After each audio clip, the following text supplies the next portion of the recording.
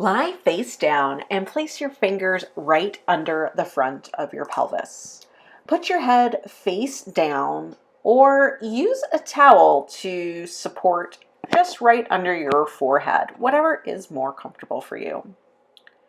Now inhale with a full back body expansion, and then I want you to exhale and squeeze one glute as you lift that leg.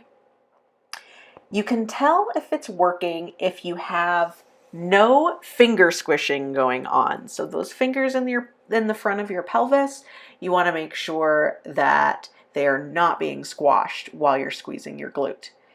So in order to do this, you must stabilize your core in order to prevent your fingers from getting squished. This is what makes this exercise so hard, and you probably won't get it right away. Now, as your core strength gets better and your glutes get better, you will definitely notice a difference. So start by alternating, one leg and the other.